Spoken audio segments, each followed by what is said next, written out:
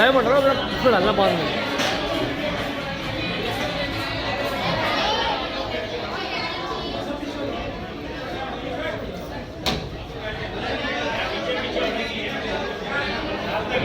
अरे बैठ जाओ, आराम से बैठ जाओ, दिखेगा।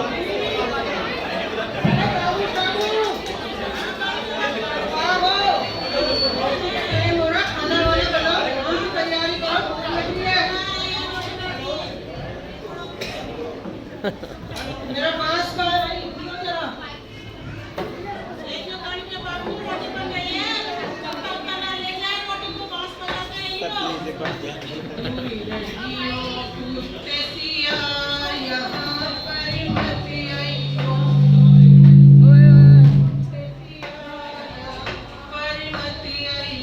हम करते हैं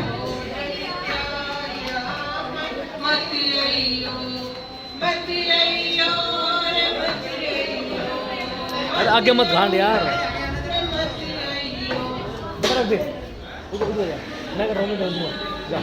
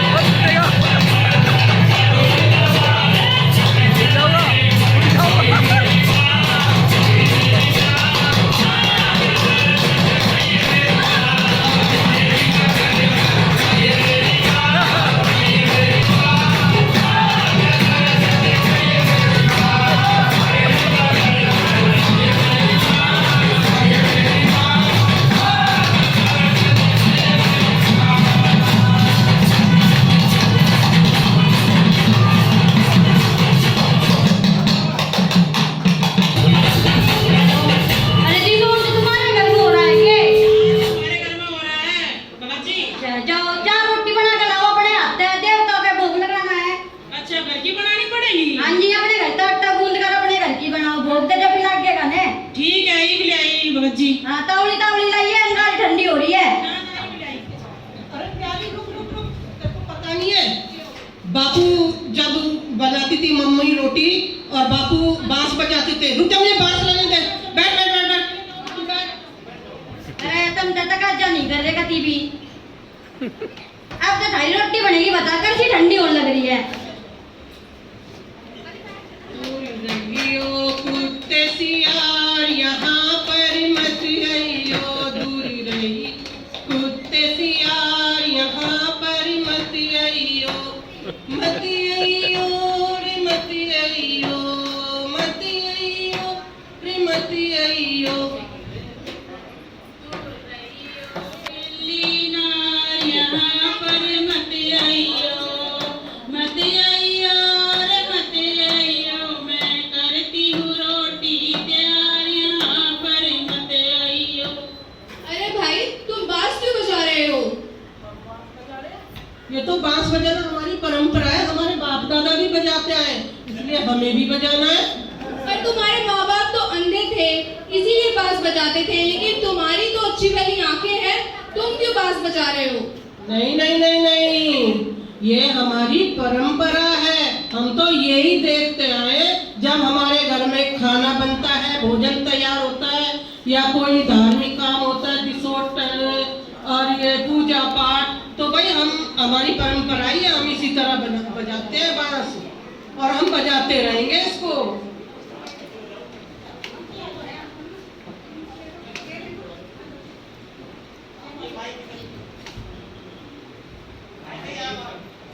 अरे भाई, ये परंपराओं के नाम पर बेजुबान जानवरों की आहुति देना, बेजुबान जानवरों की बलि देना, क्या अच्छा लगता है तुम्हें? ये कैसी परंपरा है? ये तो हमारी परंपरा है, देखो हम इसे छोड़ नहीं सकते। हम तो यही देखते हैं, हमारे बाप दादा यही कर रहे हैं, हम भी इसको आगे ऐसे ही बढ़ाएंगे। तब कहाँ मैं आगे हो जाती हूँ। जिन देवी देवताओं के नाम पर तुम बलि बेजुबान जानवरों की बलि चढ़ाते हो, वो देवी देवता तब कहाँ चले गए थे? कोरोना काल में कहाँ चले गए थे तुम्हारे देवी देवता? कोरोना काल में देवी देवताओं का चमत्कार पता है तुम्हें क्या है? तब कहाँ चले गए थे तुम्हारे देवी देवता? जब कोरोना काल था तब तो सभी मंदिरों के दरवाजे भी बंद हो गए थे, तब सब लोग कहाँ जाते थे? उनकी शक्तियाँ खत्म हो गई थी, तब सब लोग कहाँ जा रहे थे? अरे कब हो गई शक्तियाँ खत्म हमारे देवी देवताओं की? तुम्हें नहीं पता? कोरोना काल में तुम्हारे सभी देवी देवताओं की शक्तियाँ हमारे देवी देवताओं की शक्तियाँ खत्म हो गई। शक्तियाँ खत्म हो गई थी, तभी मंदिरों के दरवाजे बंद हो गए थे, तो तभी सभी लोग कहाँ जा रहे थे? हॉस्पिटलों की ओर। किसके पास? डॉक्टरों के पास। किसने करी शक्तियां खत्म और क्यों करी? देवताओं के चमत्कार तो ऐसे है कि मुर्दों में भी जान डाल दे। कोरोना देवी ने, तुम्हें नहीं पता क्या? कोरोना देवी के सामने तुम्हारे देवी देवताओं की सभी शक्तियां खत्म हो गई थी और सभी चमत्कार हॉस्पिटलों में डॉक्टरों के पास। कोरोना देवी तो ना मतलब उससे तो हमें भी डर डर लगता है। ये हमारा कल्लू है ना, ये 6 लड़कियों के बाद हुआ है। हमने मांगा है बड़ी मुश्किल से, हमें तो जाना ही है। और ये नहीं घिसोटन नहीं, सारे देवताओं के यहाँ जाना है हमने। ये हमारी 6 लड़कियों पे हुआ है कल्लू।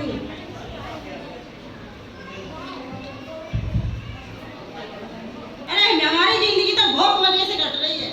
हम तो सत्संग में जाते हैं और वहाँ पर सेवा करते हैं, मौज लेते हैं। हमें वहाँ पर ना कोई जाति की बात होती और ना ही कोई राजनीति की बात होती है। मेरा नाम स्कूल में जानी राम प्यारे राम बतेरी। मेरा नाम राम बतेरी है और मेरे माँ बाप ने मुझे स्कूल नहीं जाने दिया क्योंकि मैं एक लड़की हूँ। तुमने इनकी पढ़ाई क्यों छुड़वा दी? अरे आपने देखा नहीं हाथरस में क्या हुआ है? एक लड़की के साथ कितना गलत हुआ है, दलित लड़की के साथ। अरे उसका बलात्कार करके उसको कितनी बुरी तरह से मारा गया है और किसी पुलिस प्रशासन ने साथ नहीं दिया है। भैया हमें तो डर लगता है अपनी बेटी को भेजते हुए, इसलिए हम स्कूल ही नहीं भेजते उसको। तो जमाना थोड़ी खराब है, ये तो हमारे देश की कानून व्यवस्था, यहाँ का प्रशासन, यहाँ की पुलिस वो खराब है। जमाना ही नहीं खराब है। तुम्हें अपने बच्चों को शिक्षित करना चाहिए और स्पेशली लड़कियों को। ये बताओ भाई, तुम कहाँ रहते हो? हम दिल्ली में रहते हैं। क्या दिल्ली में तुम्हें स्वच्छ हवा मिलती है? नहीं मिलती। स्वच्छ वातावरण मिलता है? स्वच्छ जल मिलता है? कुछ भी नहीं मिलता, ना जल मिलता है ना स्वच्छ हवा मिलती है। क्या तुम्हारे बच्चों को हायर एजुकेशन मिलती है जिससे कि वो डॉक्टर और इंजीनियर बन सके? अरे अब तो देख रहे हो आप, सारे स्कूल भी बंद कर रहे हैं वे लोग, कोई एजुकेशन नहीं मिलती। तो हमें अपने समाज को इनके प्रति जागरूक करना चाहिए। मैं आपको ये सुझाव देती हूँ कि आपको जाति व्यवस्था को काटने के लिए राजनीति को समझना होगा। राजनीति ही जाति व्यवस्था का विनाश कर सकती है। इन सब चीजों के लिए, जाति के लिए आपको पढ़नी चाहिए जाति का विनाश, और राजनीति के लिए आपको पढ़नी चाहिए बाबा साहब द्वारा लिखी हुई जिन्ना, रानडे और गांधी। राजनीति ही हमारी भाग्य विधाता है और जब तक हम अपने देश के प्रशासन और राजनीति को नहीं समझेंगे तब तक हमारी जात यूं ही विभिन्न सब कास्ट में डिवाइडेड रहेगी। हम कभी भी मूल निवासी समाज का निर्माण नहीं कर पाएंगे।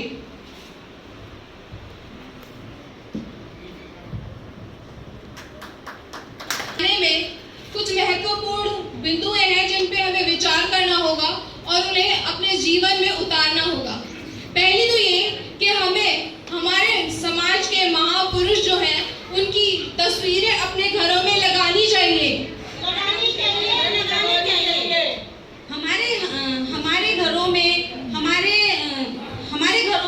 हमारे महापुरुषों की पुस्तकें और पुस्तकालय होने चाहिए। हमें हमारे घरों में मासिक और दैनिक पत्र पत्रिका आनी चाहिए। हमें खुद भी पढ़नी चाहिए और दूसरों को भी उसको पढ़ने के लिए जागरूक करना चाहिए। हमें हमारे समाज को समझाकर हमारी पहचान मूल निवासी बतानी चाहिए। हमें सभी त्योहारों को अपने महापुरुषों से जोड़कर मनाना चाहिए। हमें अपनी कीमती वोट अपने मूल निवासी प्रत्याशी, मूल निवासी पार्टी और मूल निवासी कैंडिडेट को ही देनी है। हमें विभिन्न जातों को जोड़ते हुए मूल निवासी समाज निर्माण करना है और यही प्रचार हमें जन जन तक दिन रात प्रचार करना है। लगाने हैं। हमारे घरों में कंप्यूटर अवश्य होने चाहिए और हमारी सभी माता बहनों को कंप्यूटर और स्मार्टफोन चलाने अवश्य आने चाहिए।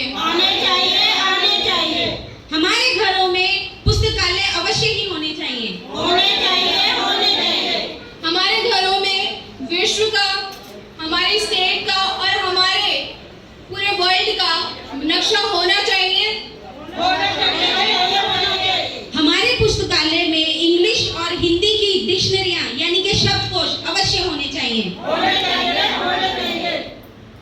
बस यही हमें प्रचार दिन रात करना है और अपने समाज को मूल्यवासी समाज निर्माण बनाने में जन जन तक ये जागृति पहुंचानी है। हमें हमारे सभी त्योहार अपने महापुरुषों को लेकर मनाने हैं, जैसे कि दिवाली, दीपों का दिवस, दीपोत्सव भगवान बुद्ध को लेकर मनाना है। और दशहरा हमें सम्राट अशोक को लेकर विजयदशमी जो हम दशहरा मनाते हैं वो सम्राट अशोक से जोड़कर उसे हमें मनाना है।